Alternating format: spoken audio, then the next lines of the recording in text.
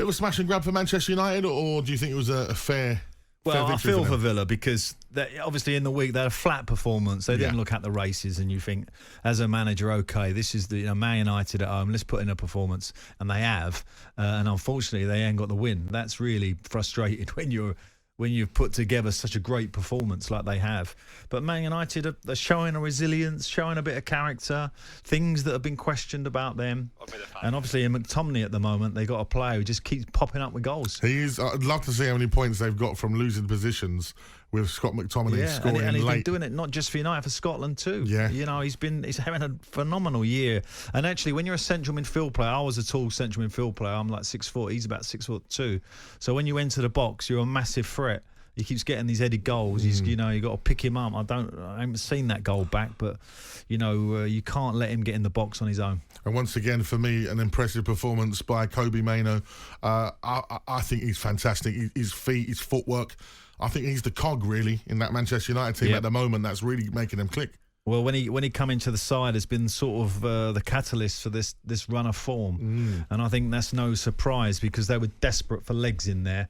You know, they started to look old and croggy in there and getting overrun with those getting outnumbered by the top teams in there. But he's definitely made a difference, and probably one of the finds of the season, isn't he? Let's be honest, he's going to be in that sort of group for Young Player of the Year. Probably. Absolutely. Well, let's head straight over to the phone lines because you guys, it's all about you. It's your show. It's your say. Let's head over to Dave, who was at the game. Good evening, Dave.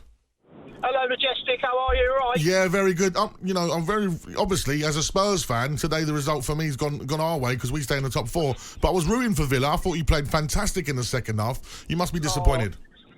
The amount of chances on both halves, to be honest, it should have been dead and buried. But Onana, saved the day again for him. And then obviously, great tactical. Well, Ten Hag was great really for McTominay. But how many times has McTominay done that this season? Yeah. Come on. We're late winner at Spurs yesterday. Johnson hasn't really done the Villa any favours. Fulham away next week. That's going to be another tough game. So it's not looking great for the old Villa. We're just having our little blip, I believe. I think now. Pards, would you say it's a blip at the moment? Because obviously in the week didn't look great, but. Is it a point in the season where sometimes everyone has a little moment, don't they? Yeah, of course. And you've been on such a fantastic run, really Villa. That, you're bound to have a little bit of downtime, and this is probably it. I mean, that game at Fulham is not going to be easy because Fulham are in the form of their lives. I was there yesterday, and they were terrific. So that is another tough game for them, but unlucky today. I mean, you got to sort of feel sympathy with Villa fans and particularly the team and staff because they're putting a good turn today. They're unlucky. Absolutely. Thank you to Dave, Villa fan who was at the game today, disappointed. But just, it might be a bit of a blip, but the top four, that's really starting to take shape now if you look at the league table with who that could be, with Spurs on 47 points, Villa on 46, and now Manchester United up there. 41 points, only six points off of Spurs right now. And really don't forget Newcastle. I know West Ham are in there as well. You look at the points and you would say, who's going to come out of the pack to challenge for that fourth position? Newcastle 11 points of top four. They're out for me. I wouldn't have them out, Newcastle. You cannot have them out? No, not Newcastle, because I think they've got the firepower to cause some damage between now and the end.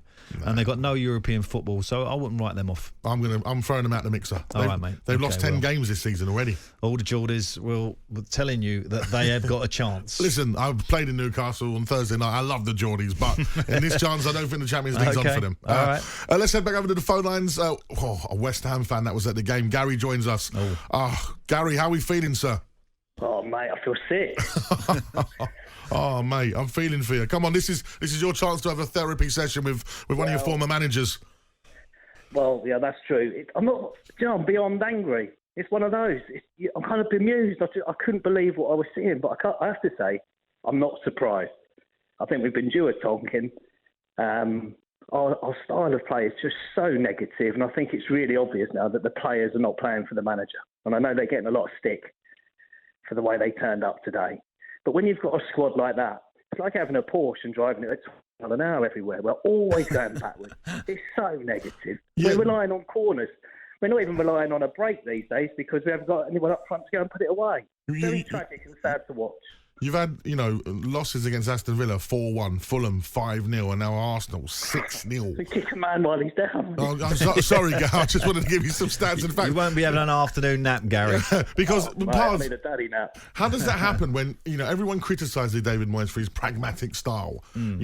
So how on earth, if you're not going to be positive the way Gary wants to see, how are you letting 6 goals in? Well, I mean, today was just a day that, of course, everything's gone against him, and every plan he had was gone out the window, and he'll be scratching his head thinking, "Oh my God, what went wrong in terms of his prep?"